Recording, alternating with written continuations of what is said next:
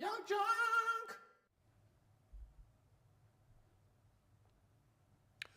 Welcome to the Micheaux Mission, 2 Men, 1 podcast, every black film ever made. My name is Vincent Williams. I'm joined as always by my partner. Hey, holla at your boy. This is Len, a.k.a. the Bat Tribble.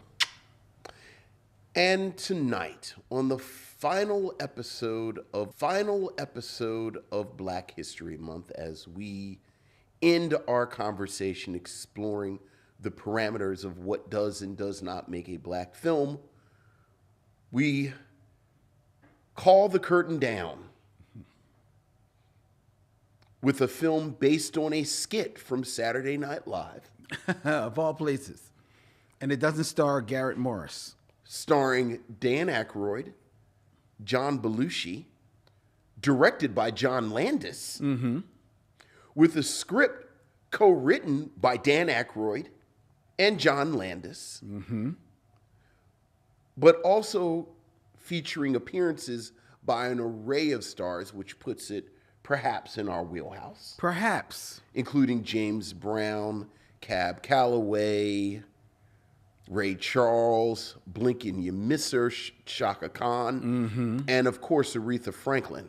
We are talking about 1980s The Blues Brothers. But before we get to that, how you doing, Lynn? I'm doing great, Vincent. How about yourself? I'm all right. It was unseasonably warm today, so that was a little off-putting. Yeah. It was in the 60s today in Philadelphia, ladies and gentlemen. Yeah. And that was a little weird. Yeah, oh yeah. To come outside and, and just be like, whoa, okay. Oh yeah. I don't need this jacket and this sweat. The climate is completely destroyed. We're living in the final days, but the weather was nice. It was. It was. And a hearty shout out to each and every one of you out there, ladies and gentlemen, that are watching us as we stream live from Young Junk, Philadelphia's premier video podcast palace here in Manayunk, PA. We're streaming to Facebook as well as YouTube, where many of you are sitting in the chat room as we stream for your viewing pleasure. Hello, Missionaries. Good evening, one and all. We usually like to start the show getting into a little bit of news and then getting into our features, but we've got a packed show and we have a lot of emails, Vincent. Okay, all right. And I tried to cull through them to see which ones I wanted to read on air. Okay. And ultimately, quite a bit of them are going to make it to air. Love to talk with the missionaries. All right. So without any further ado, let's turn to our missives from the missionaries. So what else is going on, Lynn? We have emails, Vincent. Ooh, missives from the missionaries. Ooh.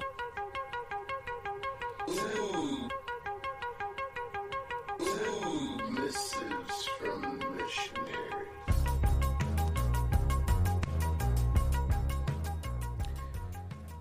Email number 1, Vincent. Email number 1. From Nicole Court. Hey, Nicole. Hi, Len and Vince. I hope this email finds you well. It did. Thank you. Since both Black History and Love Month are coming to an end, I decided to watch nothing but black rom-coms to celebrate the month of February. Oh, that's nice. Something occurred to me when I was watching those movies.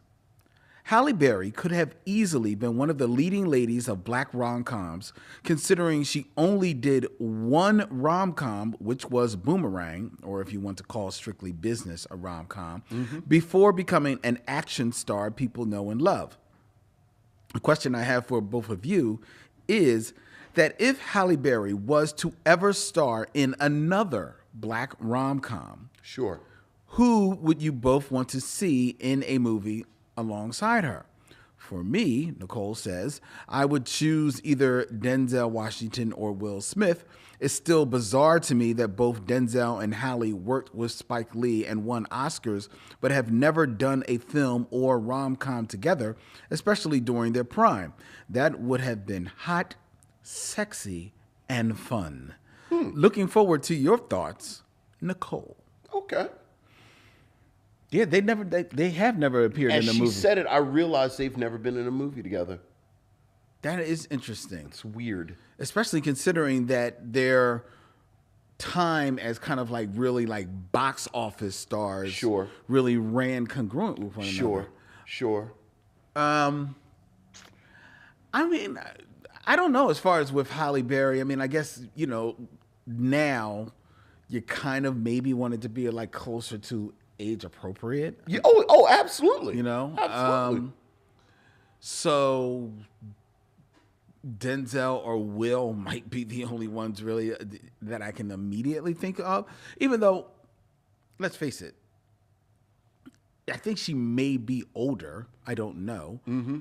But I think Halle Berry could easily star alongside Sterling K. Brown. Now that's a movie right there. I could see her with him. That's actually a really good call. It might be interesting though, and I was thinking about this. Mm-hmm. Jeffrey Wright has shown a slightly different version of himself with American Fiction because it is a satire. Right. So he's allowed to be a little bit more funny, even though he still leans on his dramatic chops. Right. And even that, he's more deadpan funny. Right. Kind of, flustered. I wonder what it might look like for Jeffrey Wright to be in a romantic comedy. Mm-hmm. And then I could see him pairing with Halle Berry. That might be an interesting combination. Yeah, it might be interesting. Unfortunately, I really do think you shut down this conversation immediately When I said with Sterling K. Brown. Because the thing about Halle Berry is that she can do screwball. Yes. So the reason, before you had said it, the reason I was a little hesitant with Denzel, like I'm thinking of how often has he been funny? Like he's kind of funny in The Preacher's Wife. I was going to say The Preacher's Wife. But besides The Preacher's Wife, I don't know how funny Denzel Washington has been. He's humorous in other movies. Is he humorous or is he charming? Okay, that's a good point. Right, like Halle Berry is funny. Yeah. Sterling K. Brown in both American Fiction and Honk for Jesus and Save Your Soul is actually funny. Yeah. So, I mean, we can bat this around for a few minutes if you want, but I can't think of anyone better than Sterling K. Brown. Yes. I'm putting all of my chips on him and Halle Berry, and now I actually want some type of screwball comedy. I need the two of them to be a divorced couple, and their millennial kids are doing something, and somehow they gotta, they end up, like these films that what's my girl been making for like the past 20 years? Like I need them to make one of these like Nora Ephron, 60-year-old couples still have sex movies. Here's the thing though. I said Sterling K. Brown, he's a good choice. Yeah. But there's a part of me that wants to see Sterling K. Brown really go hardcore rom-com and a little bit screwball. Mm-hmm. But I want to see him beside Regina Hall as a kind of like a return to the chemistry that they had in Honk for Jesus and showing them doing another side of the couple. Look, you're killing, it. You see, I would You're love just that. pulling out all the big jokers. I'm just saying, because I would love if you pull out Regina Hall with me, I'm like, oh, well, hell, I'm just knocking everybody off. Yeah, I know. So that's why I want to keep Sterling K. Brown. Like, yes, he works well with Halle, but I kind of want to like slide him off and just be with Regina. Yeah. You know what I'm saying? Yeah. But actually, everybody is good with Regina, because you know who else was good with Regina? Who? Don Cheadle in that Showtime show. What was it, Black Monday? Yeah. Don Cheadle and Halle Berry could be good. That's a good combination. That's a good one. Because he's another one that is actually very funny. Very funny. Yeah, okay. All right. Well, there you go, Nicole. There's a couple. Now I want to see these movies. Me too. Yeah. I'm all for it. All right, we have next on our list. Next on the docket. We have an email from Friend of the show, Lisa Alexander. Lisa Alex, you know what? I want a Tribble sweatshirt. Are you selling those, or is that dead stock? This actually was a commemorative piece that I had made for all of the Tribbles. I'm sorry. I didn't know it was just. Well, it was when we did our last show. I'm sorry. I'm sorry. Because it's 10 years. Yes, it's 10. Because 2011 to 2021. That's really nice. Thank you. Mm-hmm. Go ahead. Go ahead. May I continue? I was just looking at it. I was like, oh, I like that. We didn't really get a chance to talk before the show started because I had to move the car. So go ahead. I'm sorry. Friend of the show, Lisa Alexander. Hey, Lisa. Good evening, Len and Vincent. I just finished listening to the Watermelon Man and Black Like Me episodes, which I greatly enjoyed. A fellow missionary asked if you two thought Criterion should release Sweetback's Badass Song. My question is this.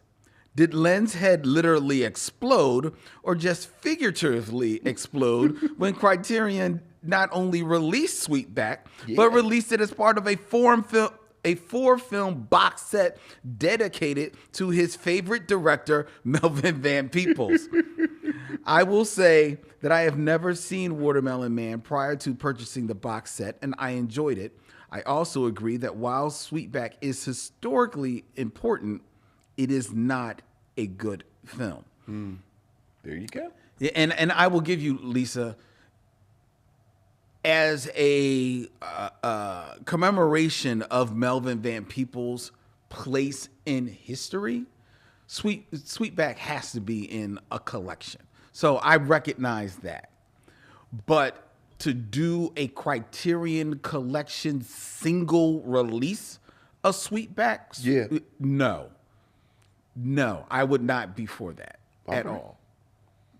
I think that train left the station. I'm pretty sure I know it's part of the box set, but I'm pretty sure you can buy it individually too. Well, I don't appreciate that. You want to appreciate No. And if I ever get an opportunity, you're going to take it out to do one of those production? those episodes where I'm in the closet and I get to choose all the movies I want. I'm going to find Sweetbacks, and I'm going to take every copy. Take every copy from there. Yep. You're going to start with Sweetback. I'm going to take them all. All of them. I don't care if I don't care what my quota is. If my quota is going to be filled by taking all of them out, I don't want nobody to ever have that. Now you're going full Fahrenheit 451, like no one should watch it. No, they shouldn't. Well, this is healthy. Lisa continues. Go ahead, Lisa. During your review of Dreamgirls, yes, Len's top 5 dealt with supporting actors who eclipsed the performances of the lead actor. Yes.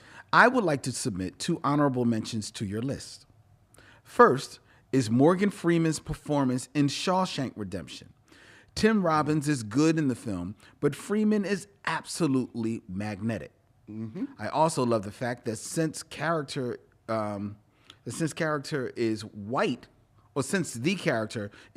in Stephen King's short story, they left the line in about Freeman's nickname being Red because he is Irish. In the film, it's a joke, and Freeman totally sells it. Yeah, that's a good one.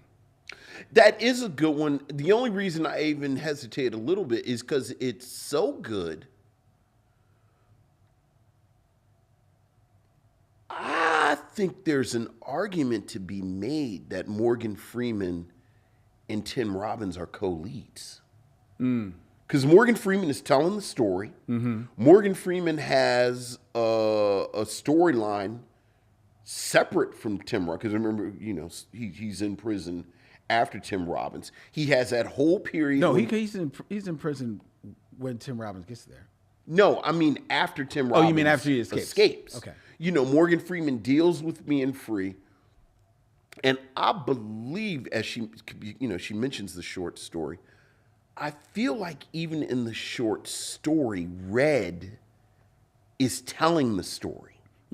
So the Tim Robbins character is a character in the story. Obviously the story's about him. But Yeah, I agree so much that I almost feel like Red is a co-lead. See, there's an argument to be made to agree with her, but I think Tim Robbins is still very, very good. So I don't think Morgan Freeman eclipsed him. I think like you said, he probably, because he's so strong, almost rise to the role of co-lead. Yeah. But I don't think he eclipses Tim in that film. 'Cause Tim Robbins is great in that film. Yeah, he's really good in that film. He really is. And what's the second one? The second one is Don Cheadle's performance in Devil in a Blue Dress. Oh, of course. Denzel Washington brings his usual gravitas, but it is Cheadle's mouth that steals the film. If you don't want him dead, why'd you leave him with me? It's one of the best lines in cinema history because where's the lie?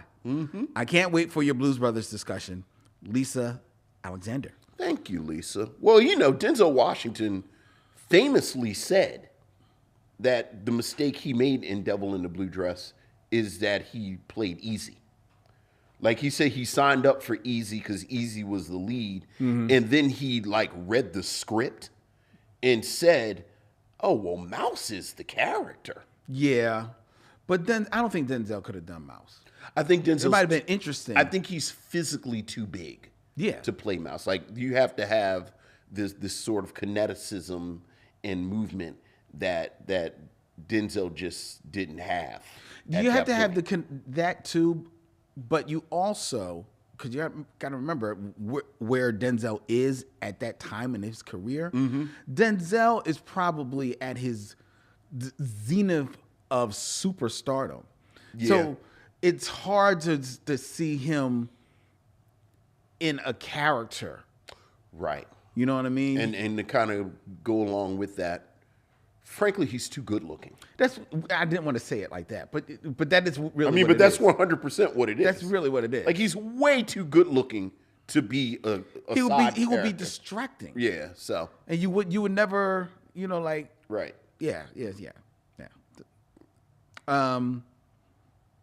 But thank you, Lisa, for the email. Thank you, Lisa. Another email. This is from Michael Lockett. Hey, what's up, Michael? Summer in the 70s. Happy Black History Month. Vincent Len, you should be proud of what you've created here. The Micheaux mission is comfort food in film critique form. Everyone, not just our people, is better off from your commentary. Oh, thank you, Michael. Gosh. Appreciate that. I was incredibly happy to be introduced to Wattstax and revisit Summer of Sam.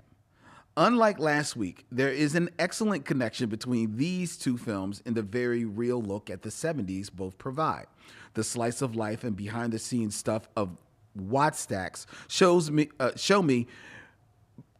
made me remember the happiness I felt as a young child in the 70s. The music didn't hit the mark in the film, but you two pointed us to the recordings, which are smoking. Yeah. Summer of Sam, I feel, in no way gives us a black film.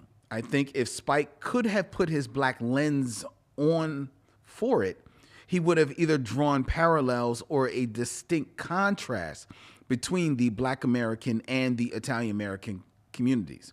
Having seen this film originally on the big screen, I will say there was more tension for Leguizamo's character when he thought he was being targeted. It could have been the larger-than-life visuals or music in Dolby surround sound.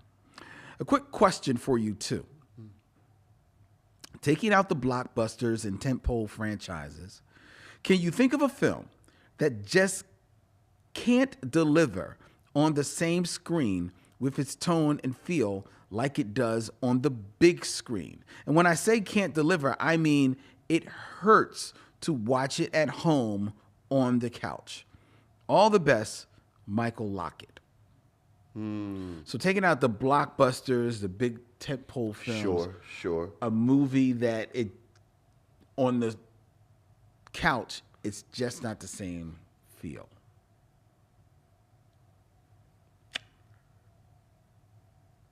Thinking.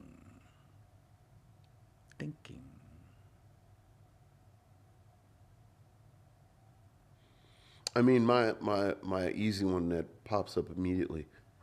I really like seeing Wes Anderson films at the theater. just because of his attention to detail. And sort of the set design and the costumes and I don't know. Well, that's not cheating because they're not blockbusters. No, they're not blockbusters. You know, but he very much has his own style and sensibility. Yeah, yeah. I was trying to keep it in the realm of black movies, and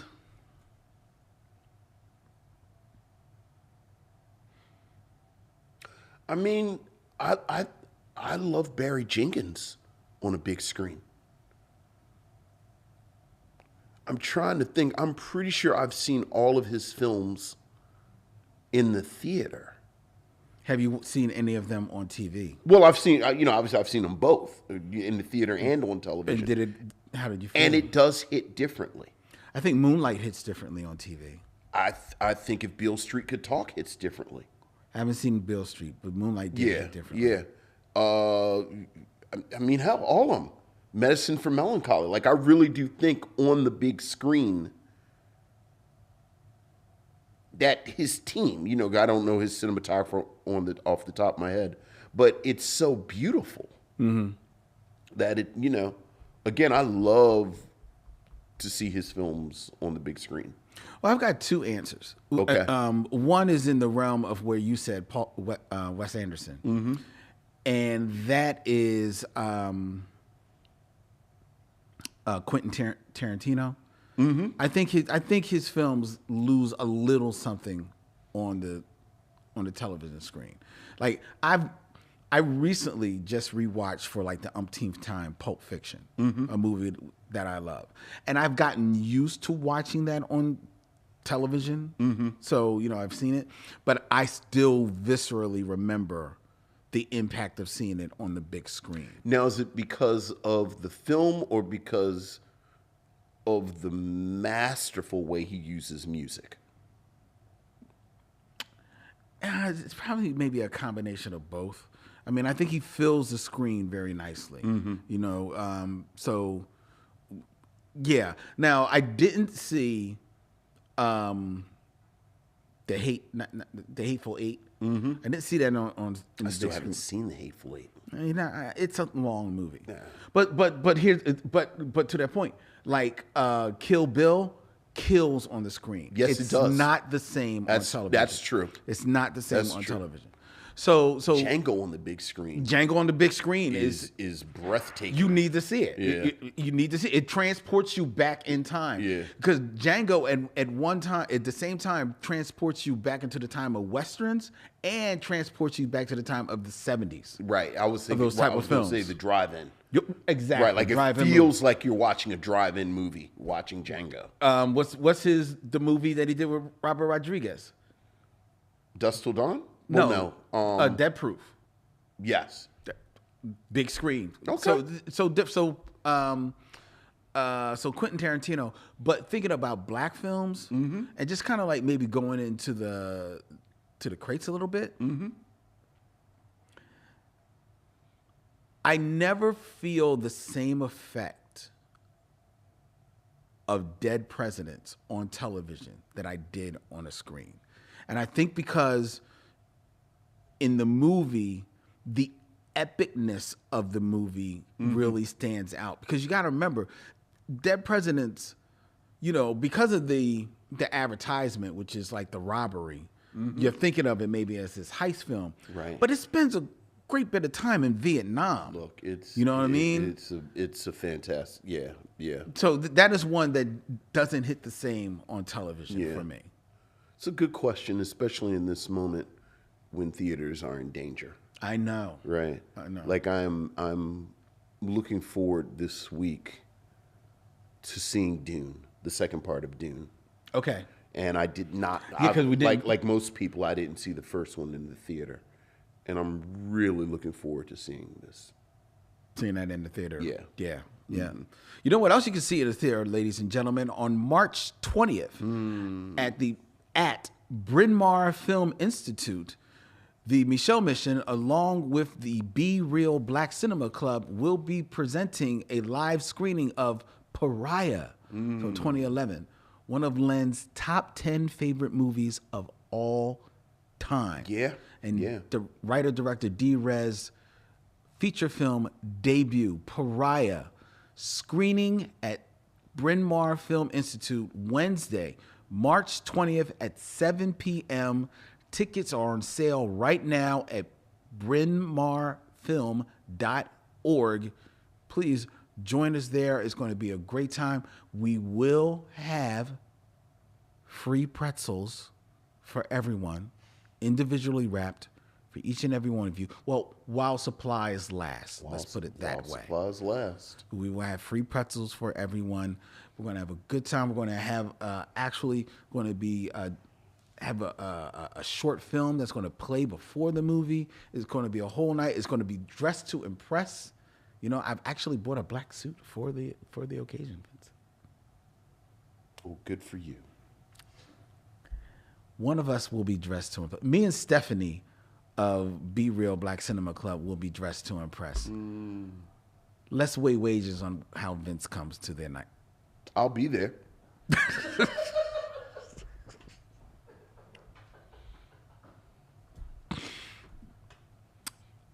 brynmarfilm.org. Pariah, March 20th, Wednesday, March 20th, 7 p.m. Tickets on sale now, ladies and gentlemen. See it on the big screen. On the big screen. With us. All right. We have one more email, Vincent. Okay. And this is from longtime friend of the show, George Carmona. Hey, what's up, George? Greetings, gents and missionaries. Top Gun. Yeah. For a sequel to an almost 40-year-old propaganda movie, Maverick had no business being as good as it was. Also, to go from one brother in the first movie, jump into 4 significant roles was great. Granted, 2 of them are there for their fantastic "this white boy here" head shakes. And if you ever get tired of 6 Degrees, Vince explaining Tom Cruise movies would be awesome.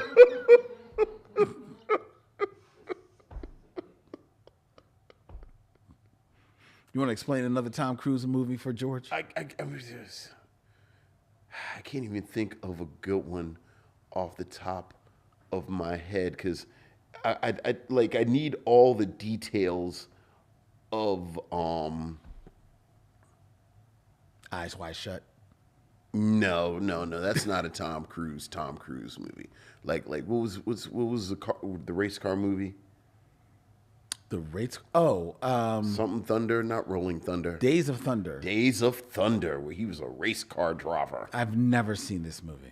You've never seen it, and yet you've completely seen it. I'm sure I have. Yeah. I'm sure I have. Have you seen this? I haven't seen it in years. Like, I'm sure there are some wonderful details, but yeah. George continues. Okay, George. For the time period of Summer of Sam, New York was nuts.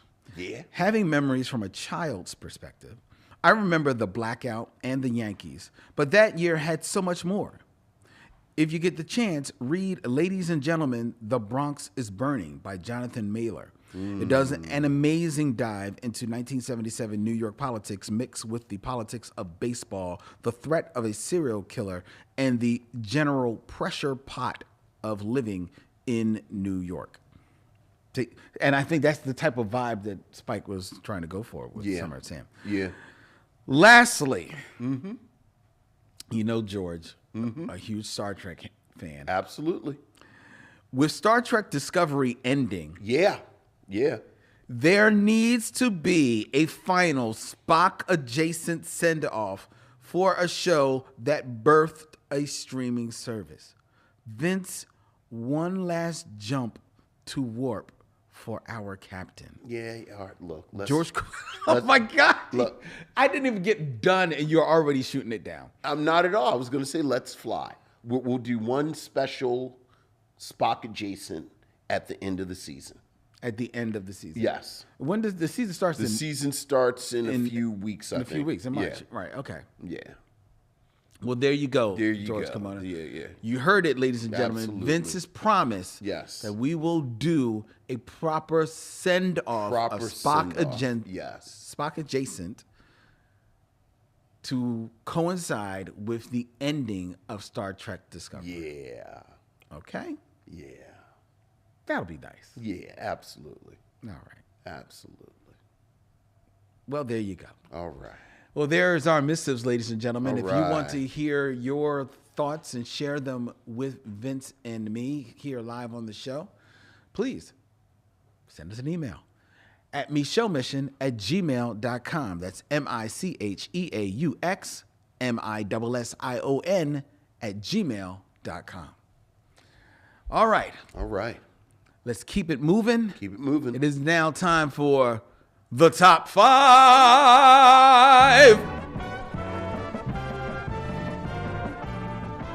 My top five is.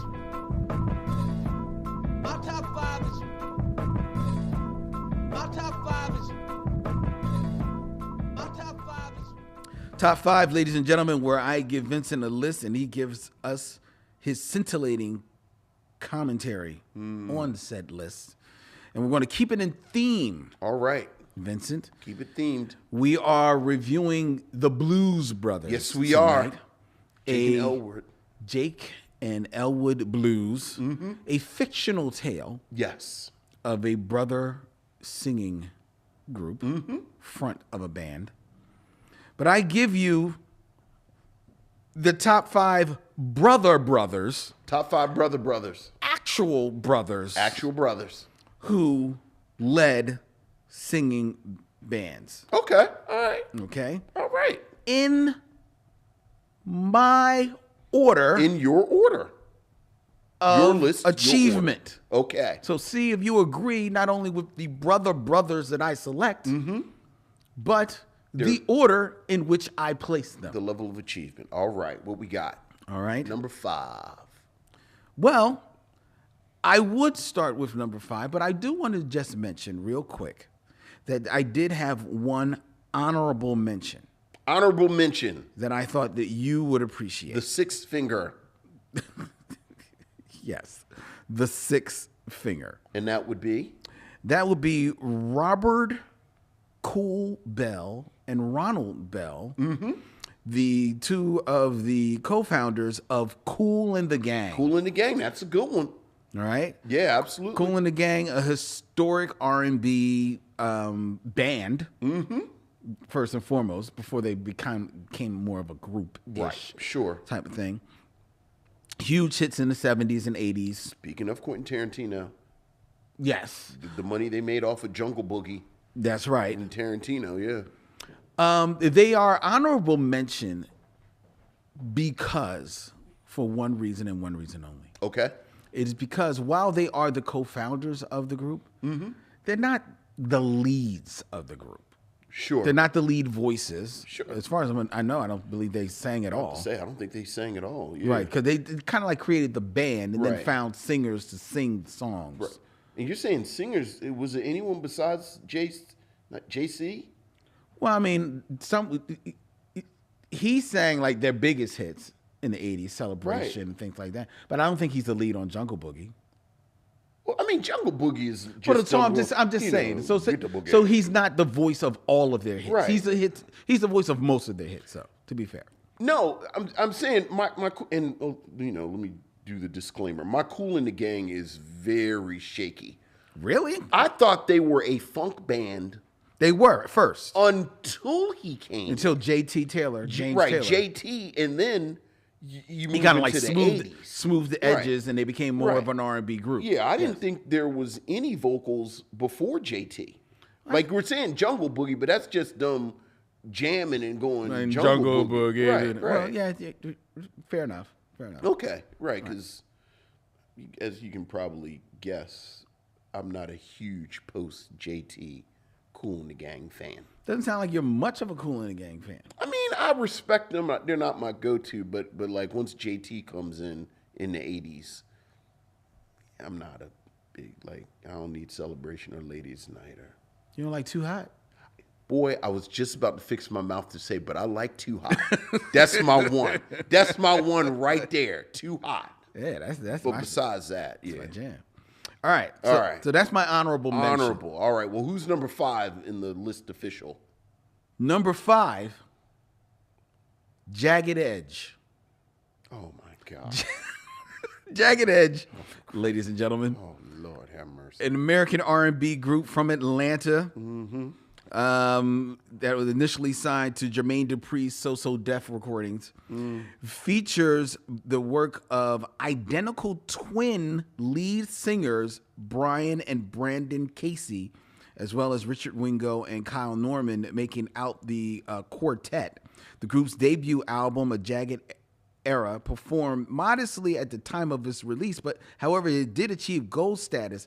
But with their subsequent albums, released from 1998 to 2007, they all became commercial successes, especially J.E. Heartbreak, which featured like their biggest hits, Let's Get Married, He Can't Love You, Walk Right Out of Heaven, Jagged Edge, number 5, Brother Brothers. All right. Who's number 4?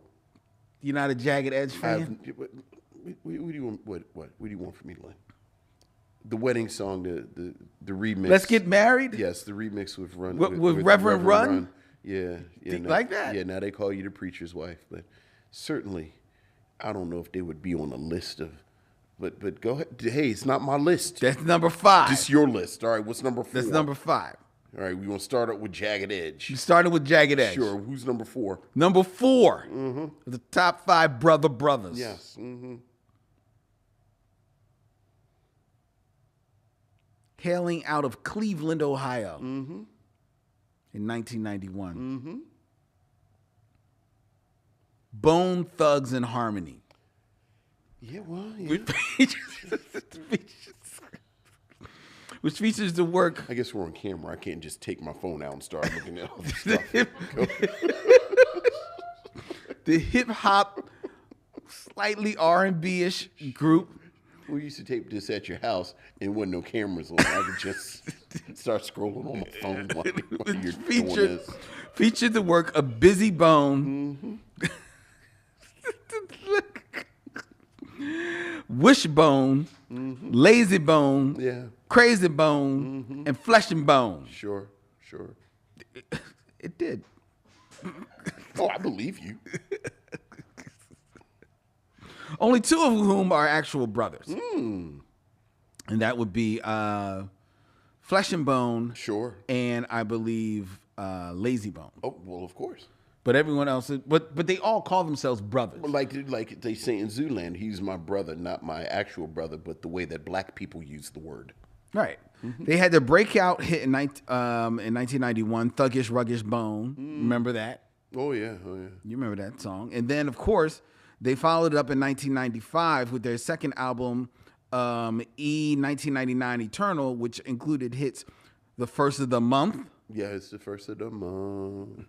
And their hit song, The Crossroads. See you at the crossroads. Crossroads. Yeah, sure. A tribute to the then recently deceased mentor, Eazy-E, which won a Grammy Award in 1997. Sure. And Oh, there's an and. There's Bone more. Thugs and Harmony are the only group to have worked with renowned rappers Tupac Shakur, the Notorious B.I.G., Eazy-E, and Big Pun while they were all still alive. Okay.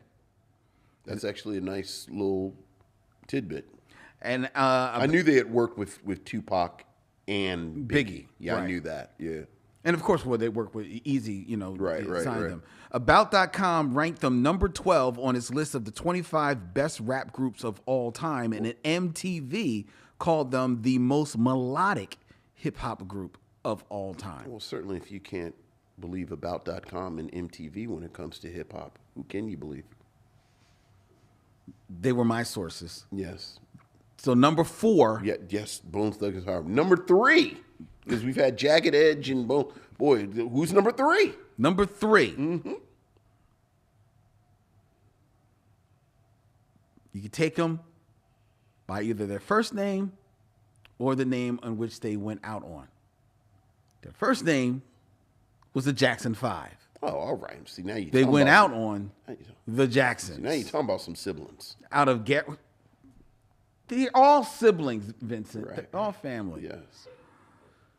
The Jackson 5, the Jacksons, the American pop band out of Gary, Indiana, which originally featured Jackie, Tito, Jermaine, Marlon, and Michael, managed by their brother Joe. The group Father Joe, excuse me. The group was among the first African American performers to attain a crossover following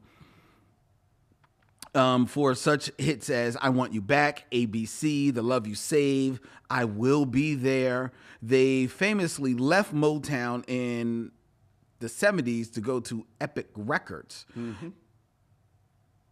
All except Jermaine. That's right. So then their He was married to Berry Gordy's daughter. Right, so he stayed with Motown. So younger brother Randy was moved up in the ranks, and the name of the group was changed from the Jackson 5 to the Jacksons, where they released successful albums Destiny and Triumph, and the singles Enjoy Yourself, Shake Your Body Down to the Ground, and Can You Feel It? The Jackson 5 has sold more than 100 million records worldwide. In 1980, the brothers were honored with a star on the Hollywood Walk of Fame as the Jacksons and were inducted into the Rock and Roll Hall of Fame in 1997. Two of their recordings, ABC and I Want You Back, are among the Rock and Roll Hall of Fame's 500 songs that shaped rock and roll, and alongside I'll Be There, were also inducted into the Grammy Hall of Fame. Okay. Now, the curious thing is, this is in order of success. You have two sibling groups in front of the Jacksons. Yes, I do. Interesting. Who's number two? Number two on the top 5 brothers above the Jackson 5 Is or Jacksons. KC and JoJo. Well, this is certainly your list. That's right, ladies and gentlemen. KC and JoJo Haley won Cedric and Joel Haley. I didn't know Joel was actually his name. And do you feel like it's enhanced your life that now you do know? I do, because I'm ready for any trivia contest. Where Jodeci will certainly come up. Well, this is KC and JoJo. Oh, just KC Who and did front Jodeci. Okay, go ahead. They were the lead singers of the chart-topping R&B group Jodeci, which also featured the Great Brothers, Dalvin and Devante. Sure. They were known for their 1998 smash hit All My Life. This is KC and JoJo. This is their career after leaving Jodeci, which was a huge success as an R&B group that at the time rivaled only Boys to Men for R&B group supremacy in the 90s. Sure, they're above the Jacksons. This is all fascinating.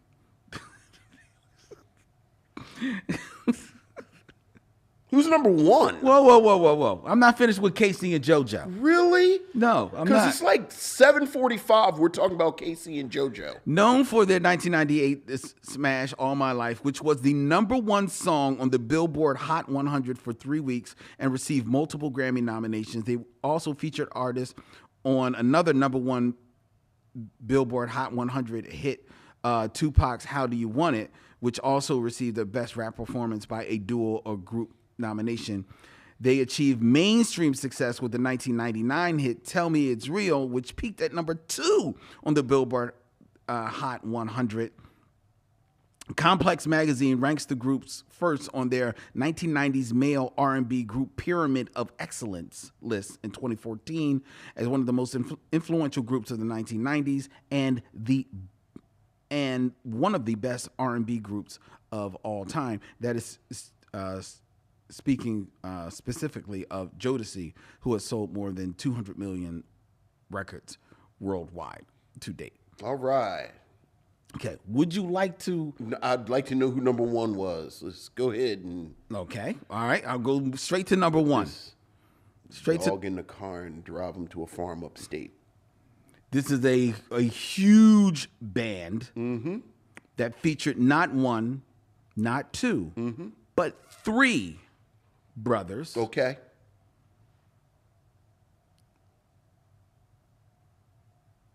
and that would be Earth, Wind, Okay. and Fire. Right.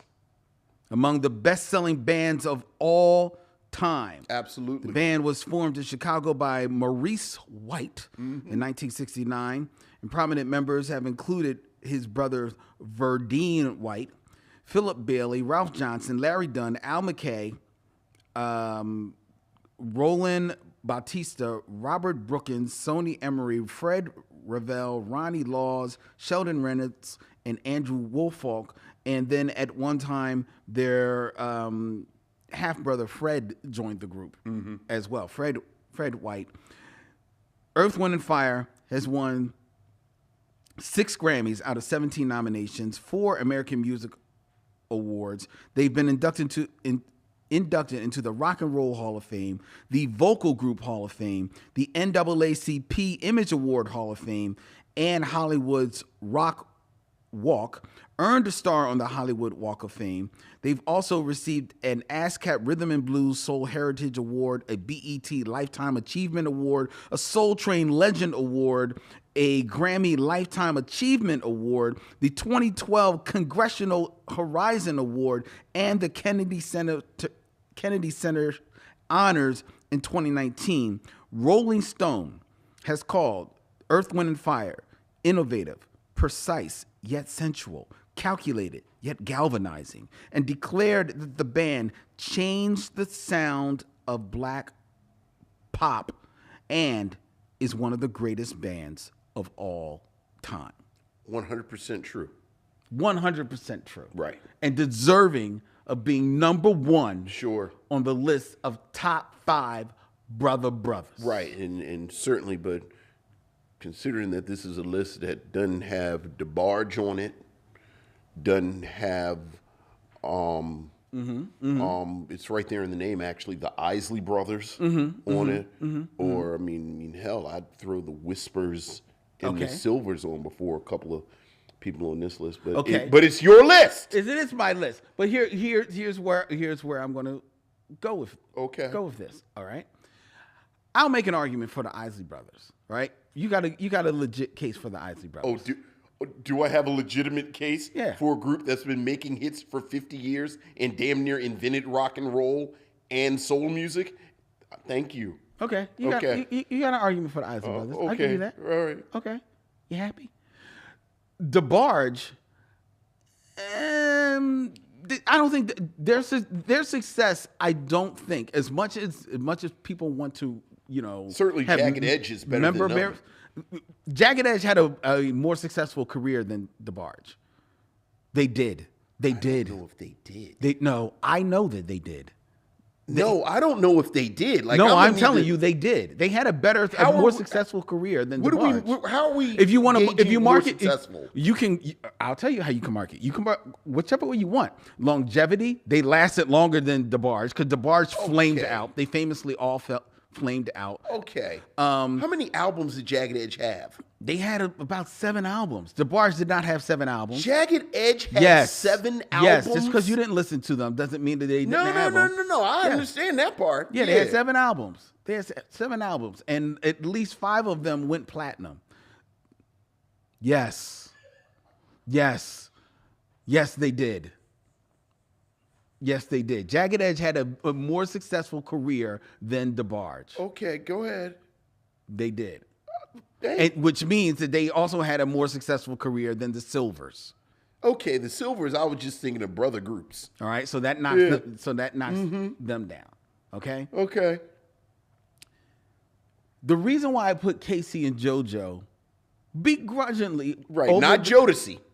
Yeah, not Jodeci. Casey and JoJo. Right. But taking their whole career in totality, that they were able to continue on as themselves, as brothers, as a duo, and still have success, right? The reason why I put them over the Jackson 5, not Michael Jackson, not Jermaine Jackson, not Janet Jackson. Well, You said the Jackson 5. but the Jackson 5. The reason I And put the them Jacksons. and the Jacksons is because I love the Jackson 5. You love the Jackson 5. We both love the Jacksons. I would argue Okay.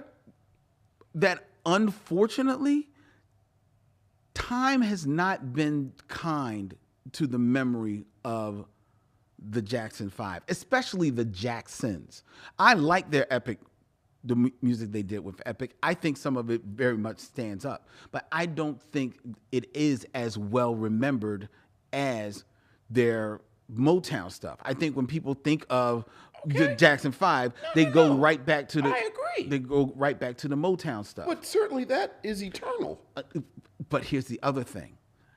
I also think that when people think about that Motown stuff, I bet there's a lot of people, and even surprisingly, I would argue a lot of black people, like generations younger than us, that hear that music and hear Michael Jackson and not hearing the Jackson 5. They're hearing that, that was Little Michael.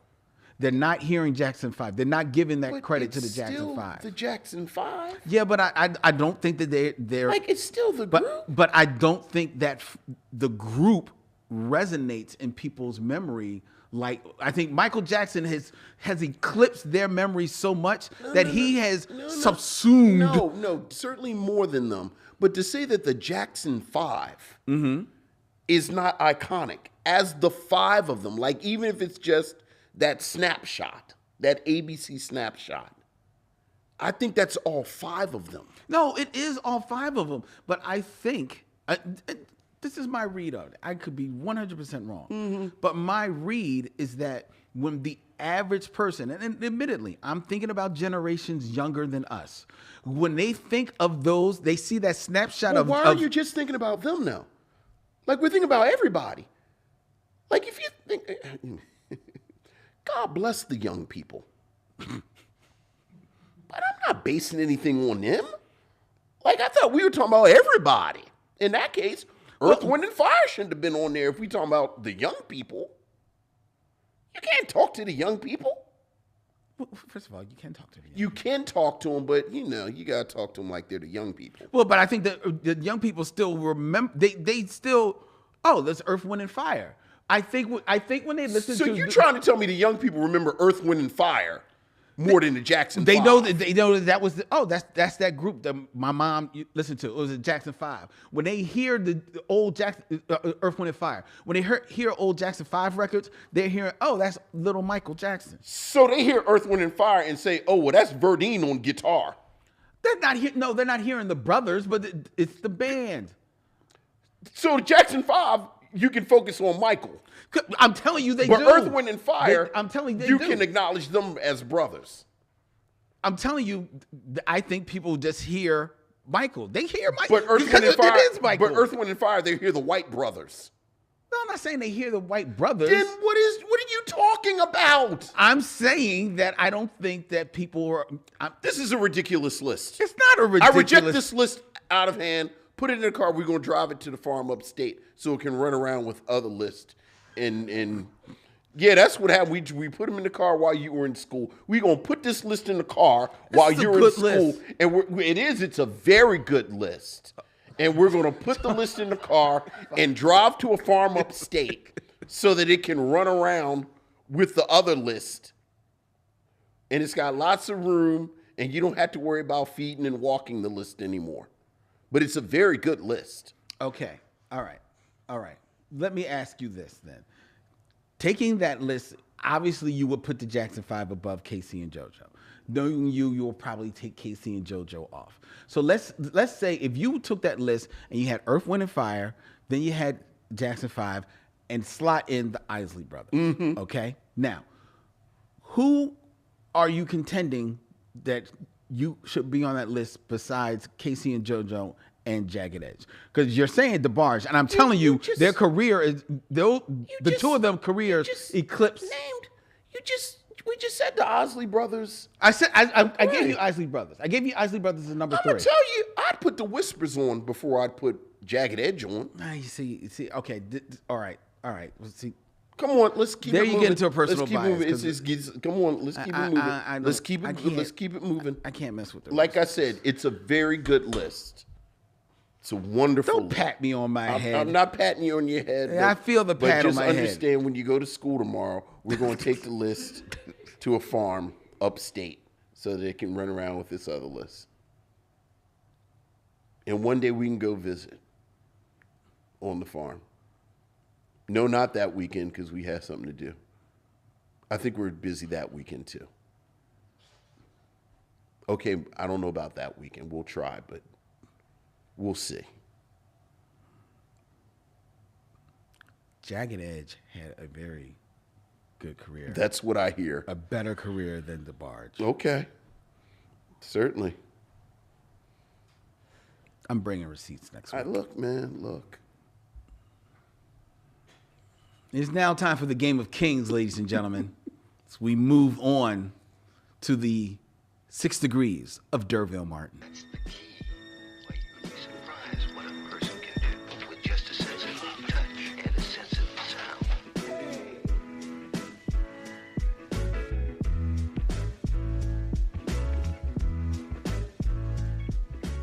6 degrees of D'Urville Martin, ladies and gentlemen, where I give Vincent 2 actors and he has 6 films or less to connect them to the number 1 brother. He's his own brother. D'Urville Martin. That's right. Of 70s fame. Keeping it in theme, Vincent. All right. I have 2 acting brothers. Okay. For you. Okay. Let's see who it is. In 6 films or less. Who is it? Connect D'Urville Martin. 2. Come on, give it to me. Dennis Quaid. I was hoping you was going to do them damn Quaid brothers. Because now I get to do 2 weird-ass movies. Because Dennis Quaid, you get to him real fast. Yes. Because D'Urville Martin is in Guess Who's Coming to Dinner with Sidney Poitier. Sidney Poitier is in A Raisin in the Sun with Lou Gossett Jr. Yes. And Lou Gossett Jr. Yes. and Dennis Quaid Yes. are in Enemy Mine. I don't think so. I do think so. I'm going to look. Oh, you're right. I know I'm right. I love Enemy Mine. Enemy Mine is one of my favorite movies of all time because it is the most bananas movie. Have you seen Enemy Mine? I saw it a long time ago. Oh when it came out. my I haven't God. seen it Enemy since. Mine is glorious. I haven't seen it since. Lou Gossett Jr. won an Oscar for An Officer and a Gentleman. The whole world should have opened up for him. They put him in a full-body prosthetic rubber suit to play an alien Muslim, basically, in Enemy Mine with Dennis Quaid. And they fight on a planet and end up getting along, realize they have more in common than not. And then Lou Gossett Jr.'s alien lays an egg and has a baby. Wow. And dies. He has to. Then it's like an hour of the movie left. Really? Lynn, it is the most bizarre movie. So then Dennis Quaid has to raise the little alien child. And then the alien child gets kidnapped by space slavers. And then Dennis Quaid has to go. It is the most bizarre film. It sounds bizarre. I don't remember it to that extent. Oh, I loved Enemy Mine because even as a teenager, I said, this is a bananas film that no one is going to love but me. But now I love this movie. Well, very good. Well done, Vincent. Is Randy next? Yes, the next would be Dennis's brother, Randy Quaid. This is how you get to Randy Quaid. Very You know easily. what? Let's see if I can get to Randy Quaid and have fun because I'm never going to be able to use Morris Day again. Okay. D'Urville Martin is in. Okay, well, I got to get out real quick. So Derville Martin is in Five on the Black Hand Side with Dick Anthony Williams. Dick Anthony Williams is in Mo Better Blues with Wesley Snipes. Mm-hmm. Wesley Snipes is in Sugar Hill Yes. with Clarence Williams III. Yes. Clarence Williams III is in Purple Rain Yes. with Morris Day. Yes. And Morris Day is in Moving with Randy Quaid. Moving. Is that the That's the Richard Pryor? Pryor. Obviously, Richard Pryor would have been the easiest way to get to it. But again, when am I going to be able to use Morris Day again?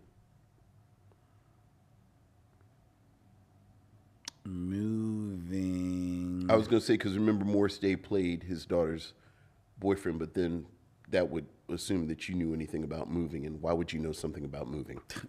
I only know that Richard Pryor was in it. Yeah. I'm pretty sure I've never seen it. It's another really bizarre movie because it's Richard Pryor doing a Cosby Show era Bill Cosby cosplay. Yeah, Oh, you 'cause- see what I did there? Cosplay. So it's just a weird, like what am I watching right now? Yeah. 1988. Yeah. Mm-hmm. Not exactly the height of Richard Pryor's powers. It is not a good movie, but again, it's that weird moment where, like, if you were a black actor above the age of 40, they just kind of showed you clips of the Cosby Show, and then you had to Go do this. right, like I'm a black dad, and I got some kids. Because, like, do you have it up? Moving? Yeah, because it's like him and like Stacey Dash or Karen Parsons plays his daughter. Let's see. Stacey Dash plays the Right, daughter, Stacey yes. Dash, and then it's like some twins, like twin boys, and who plays his wife? Beverly Todd. Beverly. There you go. There you go. So think about that. Like two little precocious black boys play twins. Stacey Dash is his daughter, and then Beverly Todd is his wife, and they are nice, educated, middle class black people. But Richard Pryor is the dad. This movie features a young, or we have to imagine young, not only Randy Quaid, Dave Thomas of SCTV fame, I don't remember him. Dana Carvey, I don't remember him. Morris Day, as you mentioned. Yes, The wrestler King Kong Bundy, I do remember King Kong Bundy. and in an uncredited role, Rodney Dangerfield. It's a bizarre film. Randy Quaid plays his neighbor who he hates. And then, you know, as a It says here Randy Quaid plays two characters. well, I was about to say, then he moves across the country next to Randy Quaid's twin brother, who's just like him. Right, because Randy Quaid plays Frank and Cornell Crawford. Yes. Interesting. It's a terrible movie, though. Well, maybe it'll make its way on the mission, come what may.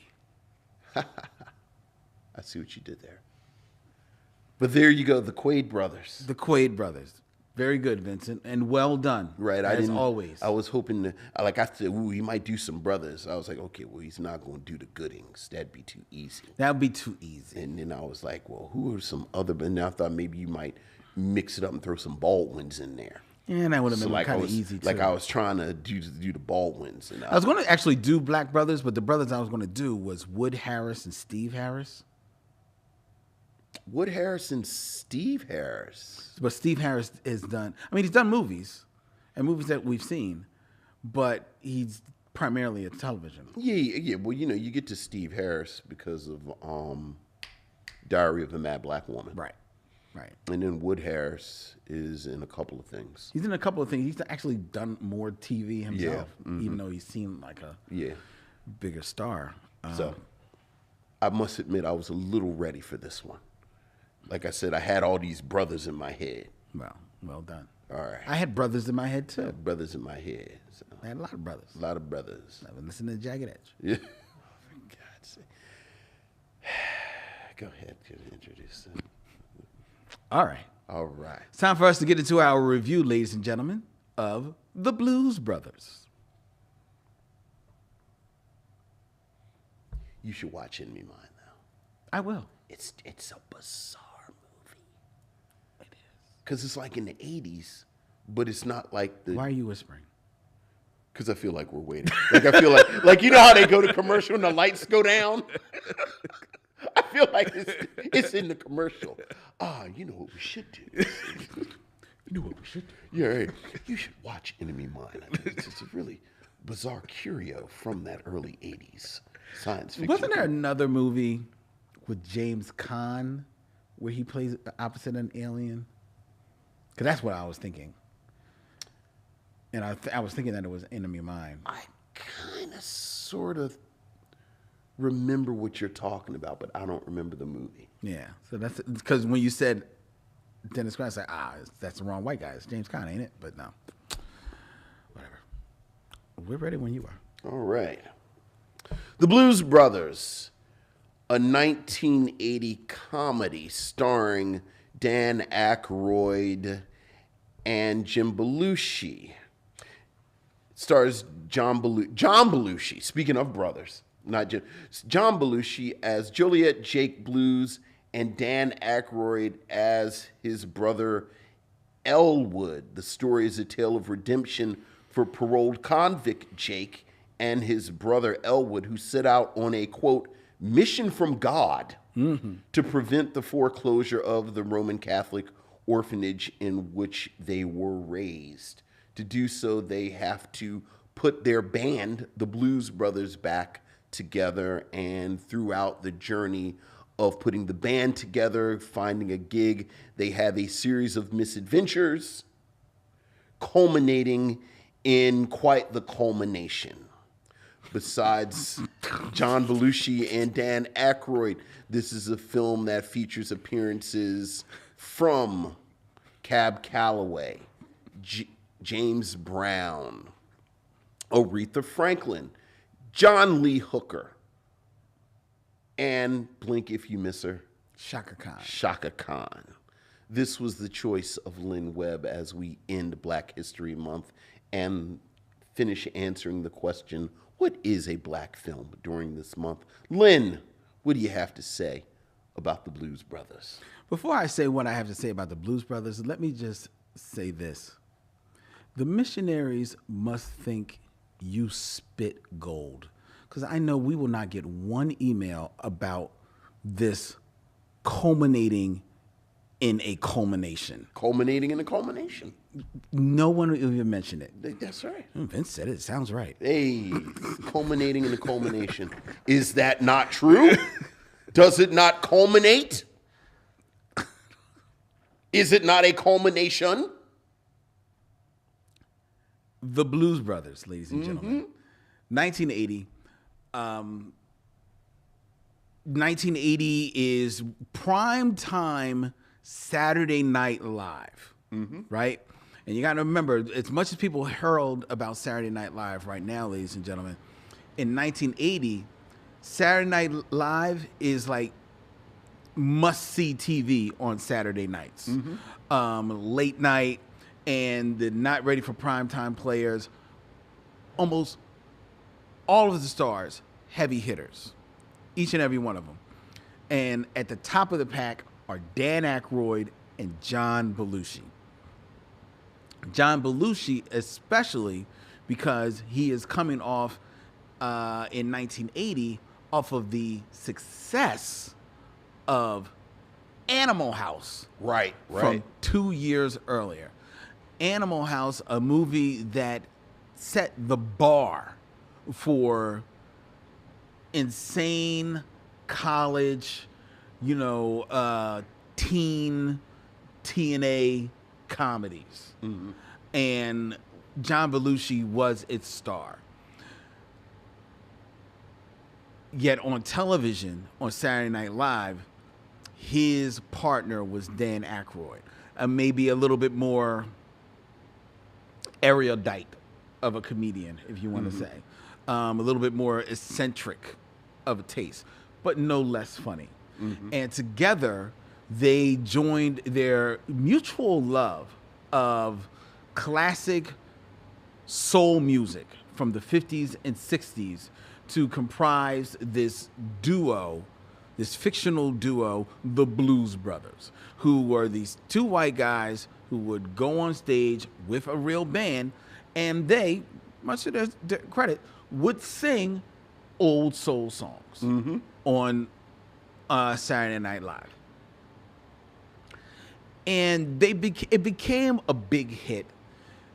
It became a recurring hit on Saturday Night Live, and was one of the first skits from Saturday Night Live to be kind of like spun off into a feature film. Was it the first? first? It may have been the first. Yeah, I thought it was actually, the I think first. it was. Yeah. And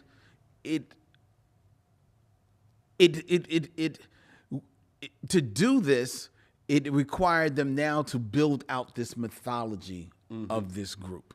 And that was tasked to Dan Aykroyd, who was the writer and the more disciplined performer of the two. Yeah. So Dan Aykroyd wrote this incredible backstory for the Blues Brothers that would be, in his mind, the script for the movie.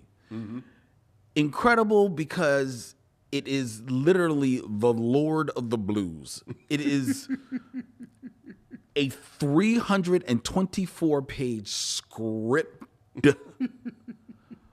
for a 2-hour movie. The Tomb. The Tomb of the Blues Brothers. At which point John Landis is brought in. It's like, hey, John. He just kind of whittled us down. Now, to his credit, Dan Aykroyd, as funny of a writer, a comedic writer as he was, he had never written a script. Sure. He didn't know nothing about writing a script. So in him, he did what a lot of first-time writers do. They create this huge backstory and think that that is the story, and that's not it. And John Landis, and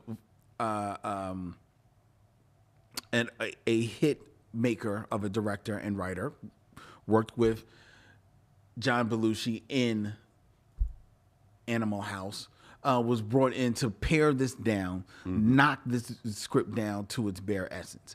And in doing so, he created a film that is not only the homage to old soul music that they wanted to keep inherent to the Blues Brothers ethos. He also, I think, creates a film that is an homage to the great comedic films of the 30s and 40s that harken back to famous comedic teams such as Laurel and Hardy, Abbott and Costello, even a bit of the Three Stooges. And it is all on display in the slapstick comedy that is happening here, that is over the top explosions, over the top, comedic, cartoonish violence that is happening in this. There's, some might say there are aspects of this film that are homages even to the Warner Brothers cartoons of that time. Sure. With explosions and car chases and pratfalls and falling from the sky and all of this type of stuff. The story is bare bones. Sure. It's the Jake Blues gets out of jail after he went to jail. His brother Elwood meets him. They've fallen on hard time. The band is broken up, but the orphanage where they grew up is about to get kicked out of its home in Chicago, and they are now on a mission from God. Mission from God. To raise the money so that they will not lose, the orphanage can stay in its building. They can pay the taxes. Pay the back taxes, which makes no sense because the orphanage is part of the Catholic Church. Yeah, but I mean, they say that if the Catholic Church was interested in keeping it, but they have no interest in keeping it. So, Yeah, which is thus why the taxes Sure. become due, because Sure. otherwise they wouldn't have this tax wouldn't be a problem. So now they've got to go out on this journey, and it's basically a road trip. There's a road trip to put the band back together, and then to find a way to perform in such a venue that will make enough money for them to pay off the taxes. Right. And on this road trip, they run afoul of the Chicago police, the parole board, because Jake is out on parole, the state police, the Nazi regime in America, because they run afoul of them. Right. The military, there's literally the world at one point or another is chasing the Blues Brothers, The good old boys. the good old boys, the don't band, forget the good old boys, are chasing them, and a jilted lover, and one Princess Leia herself, Carrie Fisher, Good old Carrie Fisher. who may be the most violent of all of them. So, because while everyone else is chasing them with cars, just wishing to lock them up, and maybe get a punch in it here or there, she's chasing them with bazookas, flamethrowers, mortar, Missile launcher. missile launchers. Missile launcher. She's blowing up city blocks, Yeah. all to get back at Jake Blues, Jake, who has jilted her. yeah. It is a cartoon of a movie. And in so doing, it's a hell of a lot of fun. I enjoyed this movie when I saw it in the theaters in 1980, ladies and gentlemen, and I've enjoyed it every time I've returned to it, including last night. I enjoyed so much of this movie. John Belushi, an actor gone too soon. This film is in 1980. I think he's gone within 3-4 years after this film, because unfortunately, due to a massive cocaine addiction that was on display in the making of this film. The backstory, you talk about the Heart of Darkness being better than the Apocalypse Now. How about that? A true documentary about the making of the Blues Brothers, ladies and gentlemen, is the only thing that could eclipse the Blues Brothers. Because John Belushi was out there. I mean, just a tidbit. John Belushi was late to set one day, so Dan Aykroyd went looking for John Belushi. John Belushi this film was famously shot in and all over Chicago and in the surrounding areas. John Belushi was asleep at the home of someone who lived by the set. Not Right. not a house that was booked for the set. Right. Just a house just a that was random house. next door to the set. He had gone there in a coked out haze, ate a sandwich, As one does. and then was rocked out on the couch, Yeah. where the owner dutifully put a blanket on him and said, well, just let him sleep it off. Sure, Because I got John Belushi. I have John Belushi at my house. Yeah. And that's where Dan Aykroyd found him. Yeah. That is just one of the many stories. Yeah. They come from the backstory of the Blues Brothers. It's a cartoon of a film. John Belushi, this film, however, it sees him at the height of his powers. He is charismatic. He is funny. He is incredibly talented, incredibly nimble for a man who is not a small man, and has a bit of a voice. The man can sing. The man can get over a soul song. He can carry a tune. He can carry a tune. Yeah. Oh, yeah. Dan Aykroyd, I would argue, maybe never better as the sidekick to John Belushi. My second favorite Dan Aykroyd. You know I'm a Trading Places man. Fair enough. Fair enough. But as good as he is with Eddie Murphy, he is, to me, better. He's better as the sidekick to John Belushi. I agree with because you. there is I agree with you. there Yeah. is a of course grown in synergy between Yeah. the two of them. Yeah. That just bleeds off the screen. They and Elwood, his Elwood Blues, a lot more deadpan, a lot more, reined in of a performance, but nevertheless just as funny, just as energetic when he needs to be in his way. And Dan Aykroyd, as we learned on We Are the World, can carry a tune as well. So He can play harmonica. they play the harmonica. Yeah, oh yeah. So he gets that over. So the beautiful part about this is that there's no cutting to someone else singing as the Blues Brothers. Right. These are the Blues Brothers.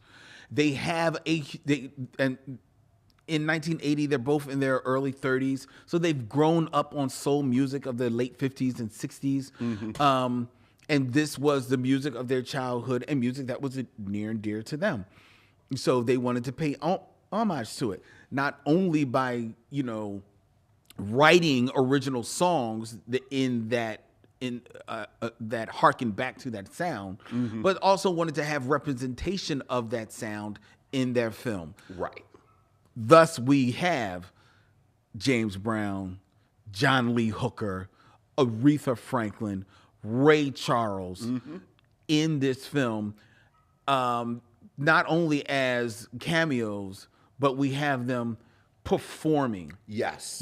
And none of these performers, even the great Ray Charles and Aretha Franklin at this time in 1980 are at the height of their powers. No. They still have kind of like, great years to come ahead of them, but all of them are at middling points in their career. Right. Height of their powers, but their careers are in a bit of a lull. Right. Yeah, absolutely. That's a better said. And boy, do they have a coming out party on the Blues Brothers. Yes, they do. Each and every one of them. You can argue that James Brown always, about the live performance. He's doing James Brown. Right. He's being James Brown. Ray Charles, funky as ever. Is actually electric. He is actually electric. And John Lee Hooker is only a little bit of him, and he's John Lee Hooker. He's like, you take me as I come, right? And we take him as he comes. But Aretha Franklin, Aretha Franklin is a problem in 1980, ladies and gentlemen. Aretha Franklin told you better think, and you better think twice if you thought she was playing. Yeah. Because Aretha Franklin is taking no prisoners in this film. She almost steals the movie. Yeah. And she's in there for maybe all of 10 minutes. I think it's 6 minutes, 51 seconds. Right. Yeah. And she's because they have the clip. But I'm sorry, go ahead. Yeah, right. Yeah, it's right. not even 10 minutes. So not even 10 at minutes, all. but almost steals the film. She is so powerful and electric and saucy and sensual and sexy and just a beast in this movie. Like, so much so that Aretha, who is not used to lip singing and not an actress, famously not an actress, they had to clip together her performance because she was like, I don't know about this lip singing. I'm just singing. Right. Y'all Right. follow me. Right. Y'all just make it happen. Right. And that's what she did. Right. And she just sang and just went for it and tears the roof down. And it's just amazing, absolutely amazing in this movie. And then we come to, we talked about the Blues Brothers. Talk about those cameos. Then you go to the band, which is actual performers from actual bands. Oh yeah. Pieced together, horn sections, guitar sections, all of them pieced together to create the Blues Brothers band that would actually go out on tour. Right. And most of them are legendary session players. Legendary session players in from other bands. I mentioned Blood, Sweat, and Tears. It's so many. I can list them all, and we'd be here. That would be the whole damn review. Mm-hmm. It all culminates together in just a fun romp of a movie that I enjoyed returning to. And this homage to soul music, the love and affection that they have for the music itself does bleed off the screen. It feels 100% authentic and heartfelt. You know, they fought to have these performers in the film. Right. The studios wanted them to get someone younger, such as Rufus. Right. Rolls Royce. Right. Which is why you have Shaka Khan showing up in a blink as you can miss it moment in the choir. She doesn't really have a solo. Right. She's just there. You just, if you know her, you're like, that's Shaka Khan. And that's why they kind of like shoehorned her in there. If the studio had their way, they would have shoehorned even more performers in there. But the John Belushi and Dan Aykroyd and John Landis, to his credit, buying in on his star's edict, were like, no, we gotta have this is who they want. This is who it's going to be, and trust me, the audience will consider them and enjoy them, and the audience absolutely does. Yeah. There are dance performances in this movie that leap off the screen that are, you know, we've talked about how if you're going to film dancing, film it so that you can appreciate the dance. It's filmed correctly. Yeah. You know, John Landis, not known for musicals, films it spot on. There's only famously one scene there he cuts off the head of the saxophone player in the. But I think there's something to that. Oh, really? Go ahead. Do you think? Well, anyway, but and John Landis has apologized for that.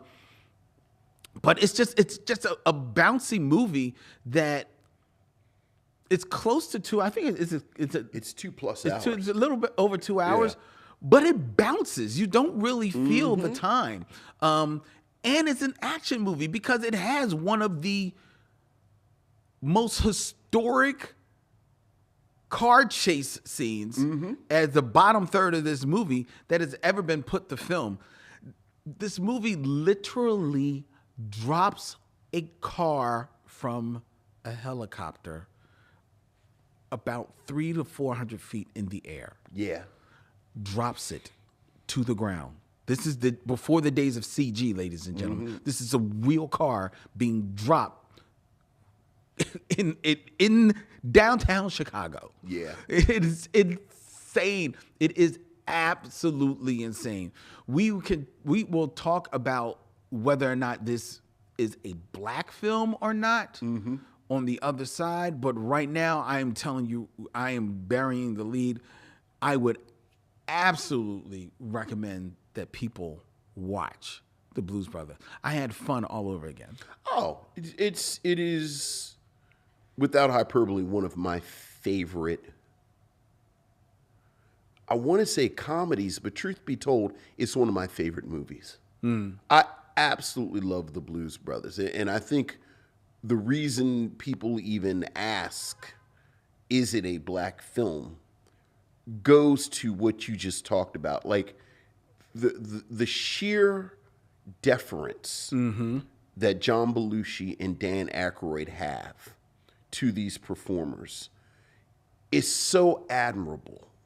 Even years later, I think the iconic Aretha Franklin scene, you really see it again. As you mentioned, the Blues Brothers are, you could argue it's a vanity project, but this is a real group. Yep. You know, Dan Aykroyd, John Belushi have this great love. You know, they kind of sing, they perform. As you mentioned, John Belushi has a pretty okay voice. Like you know, the film ends with a miniature concert. Yeah. And they do well. You know, they've got these well-seasoned sessions players as their band. This is a band. Yep. The Aretha Franklin Think scene always stands out to me because, you know, Mike Murphy, the guitar player, Yeah. plays Aretha's husband. He says, I'm going to leave, go with the Blues Brothers. She says, you need to think about what you're doing. Jake and Elwood are there because they're there to convince him to go. The scene starts. The music starts. Aretha Franklin starts singing Think, her classic song, Think. I love the fact that three women who were customers Yeah. begin to sing backup for Aretha Franklin. Jake and Elwood sit their asses on the stools. This is our movie. We are musicians. I am a singer. I play the harmonica, but the queen is singing. And the queen has her own backup singers. Yeah. We give the film, like you're saying, she almost steals the film, but that implies that she would have to take it. Dan Aykroyd and John Belushi hand it to her. Yeah. And hand that moment. Give her This is yours, Aretha. They don't sing backup. no. For a moment, they stand up and they dance. And even that's near the end. But then even that, they go ahead and get out the way. As you mentioned, the saxophone player is, and I just don't have his name in front of me right now. His head gets cut off, but that's because the camera is following Aretha. Right. Exactly. Right. This is about Yeah, it's a two-shot. Aretha. And again, this is like the extension of this is so generous and so egoless. Like, can you imagine 2-3 years later, someone like Bruce Willis in a scene like this, where he'd want to get the mic and want to sing a little bit? He'd want to be a duet. Right. My beloved Eddie Murphy. There's no way Eddie Murphy is giving up this much screen time in his movie the way that these two do. And while Aretha is the biggest example of that, as we just said, Ray Charles is electric. Yeah. When Cab Calloway sings I forgot about Cab, Minnie yeah. the Moocher, the Blues Brothers aren't even there. I know. These men are so generous and so deferential and so respectful of these black artists who, as you said, none of them are at a point in their career where they're the new hot. Aretha is a little older. For a lot of people, this is their first real exposure to Cab Calloway. Or John Lee Hooker.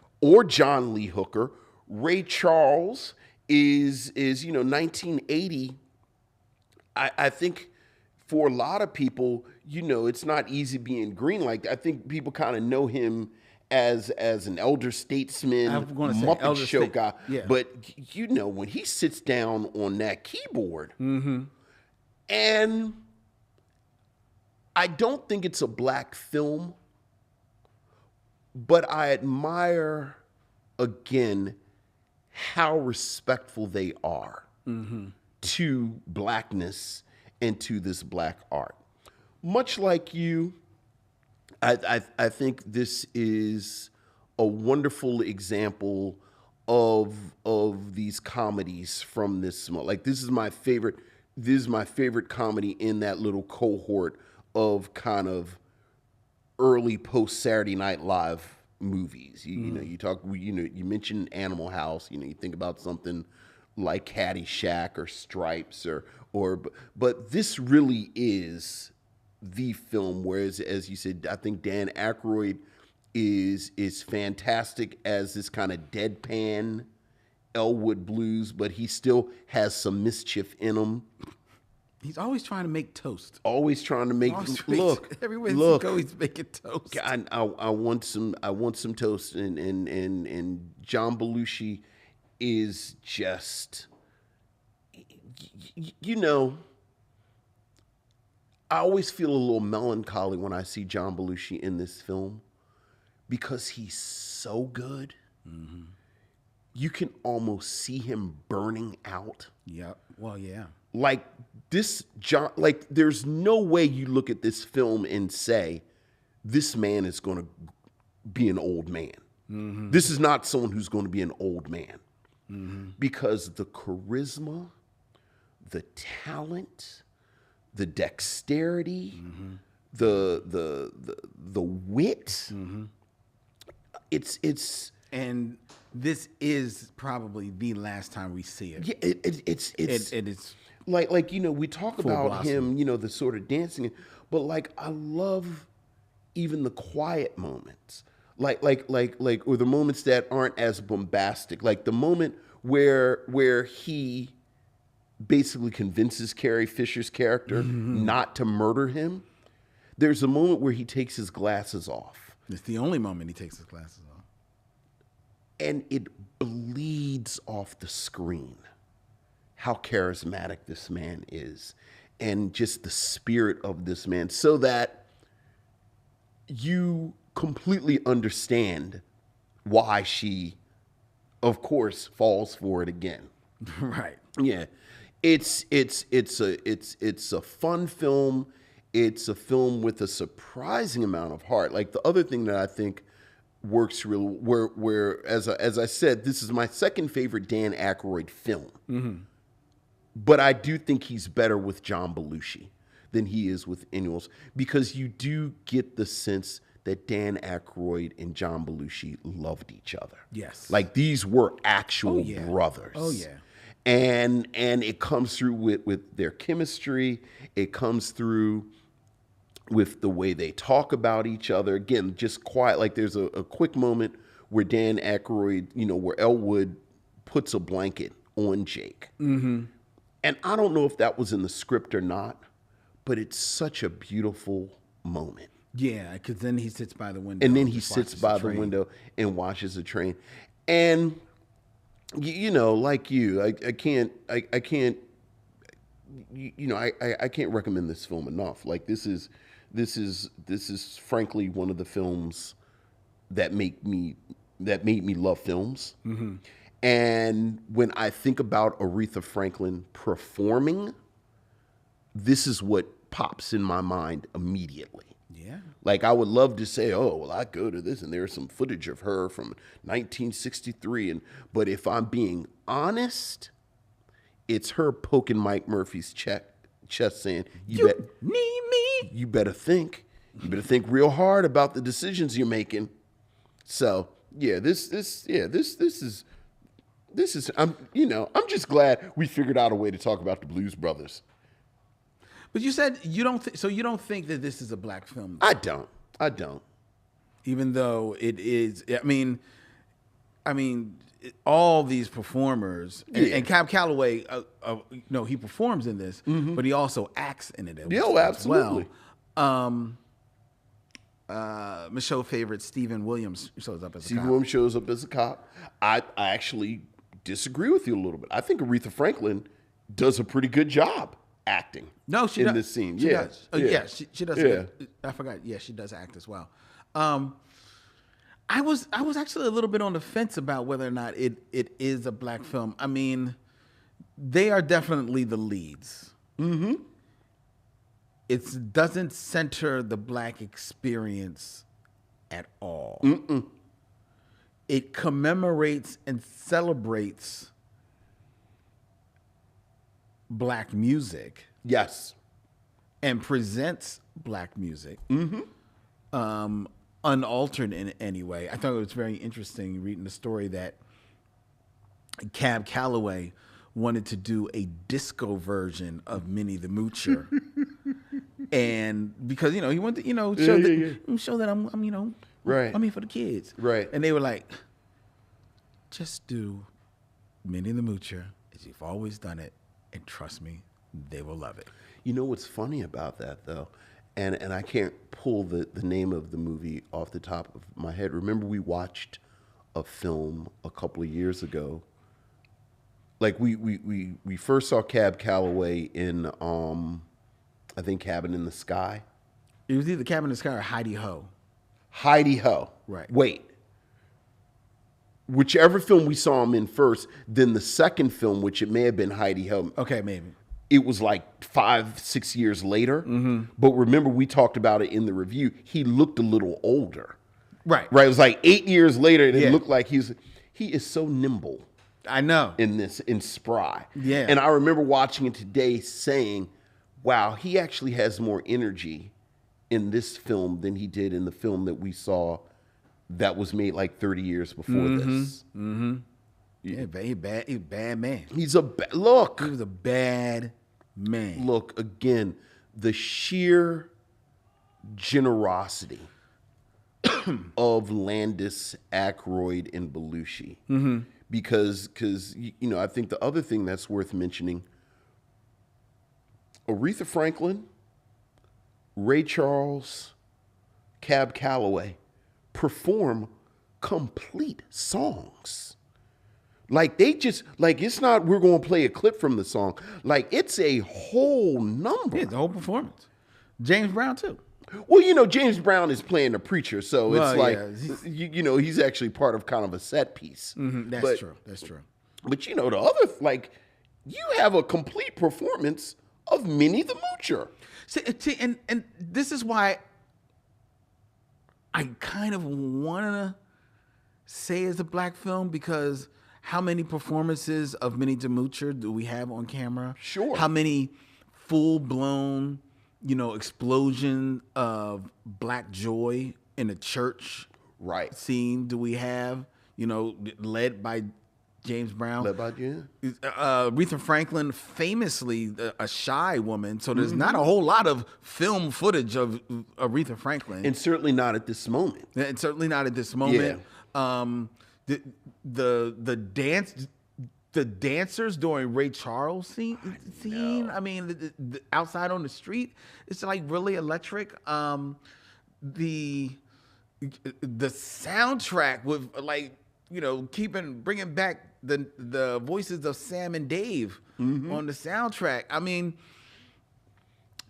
and because of their deep, abiding affection for this music,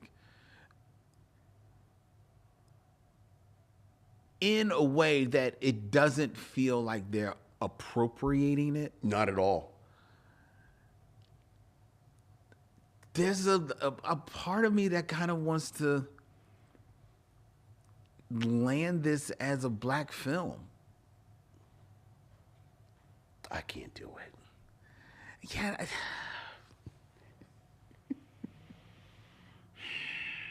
I think I look.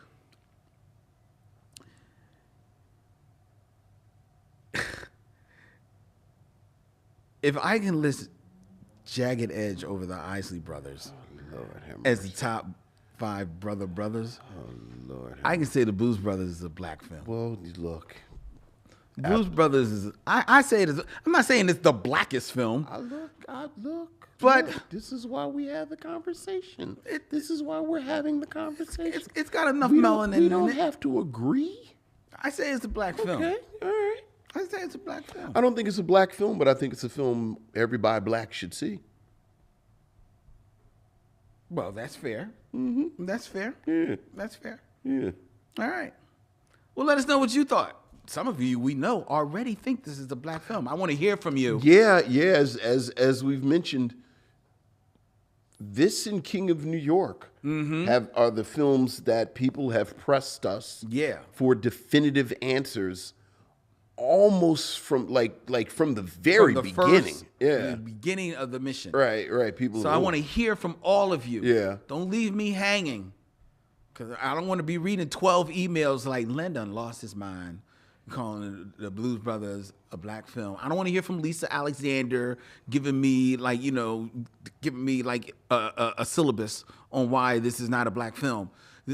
I need to hear from all of you who share with me the thought that this is a very, very, very high yellow Let's see.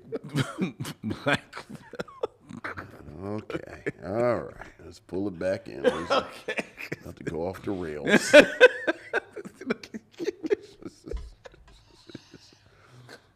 is how We it is. were almost done. We were, We were almost we were right there. Let us know what you thought, ladies and gentlemen. Regardless, it's a great film. Yes, it is a great film. It's You a should see the great film, film. It really regardless of whether you agree with me in regards to its status. Right. Its melanin Yes. status. But let us know what you think. Email us at themichauxmission@gmail.com. That's MICHEAUX@gmail.com. Hey, the air conditioner is back on. All right. The Micheaux Mission, which is streamed and filmed live every week right here from Young Junk, Philadelphia's premier video podcast palace. Hit up Dylan at youngjunk.com. That's DYLAN at youngjunk.com. It's right there for your spelling pleasure. And book your time in one of the fabulous studios that they have set here at youngjunk.com. The Micheaux Mission is also on all your favorite social media, Instagram, Twitter, Facebook, at Micheaux Mission, and on YouTube, where you can hit the bell and subscribe to the Micheaux Mission and be notified whenever we put up new videos and when we're going to go live, and tell a friend so that they can subscribe so we can build our numbers. We're a very young fledgling YouTube channel, but we would like to become a more prosperous YouTube channel, and we need help from you. Yes. So if you like what you're seeing, like what you're hearing, tell a friend. Spread the word. Spread the word. Especially if it's on Apple Podcasts, where you can give us a 5-star rating and review. That helps people find our show, The Micheaux Mission, which is available as a podcast on all the podcast directories. And it's a proud member of The Podglomerate. ThePodglomerate.com. They make podcasts work. All right. Next week, ladies and gentlemen, we don't have a banner to show you, but we do have a film to tell you to look out for. Is Brent... I'm about to say Brinson's. It's Vincent's selection next week. And he dipped into the crates back into 1972 for this is a film that I was not aware of, that stars of I Spy. Yeah. Bill Cosby and Robert Culp in... Oh God, I just forgot the name of it. Hobbs and and Lynn, I wasn't ready. You were talking, and there's a part that you do, so I had turned my brain off. I don't even know. Oh Lord, Lynn. film you selected. I know. It's Higby and Digby. I've never heard of this film. Vincent came up with this film. Well, the bad thing is I came up because it was we were talking about Walter Hill, Hickey and Boggs. Oh yeah, it just rolls off the tongue. Yes, Hickey and Boggs. Hickey and Boggs. You better make Yes. sure this is streaming. Yeah, no, it's around. So, I didn't know. Tubi. Well, it's around. I'll just say it's Okay. around. What's it called? Hickey and Boggs. Hickey and Boggs. Yeah. Bill Cosby and Robert Culp, 1972, directed by Walter Hill. Yeah. Oh yeah. Next week here on the Micheaux Mission. Until then, he's Vincent, I'm Len, and in parting, we say... We'll see you when it's time to meet again.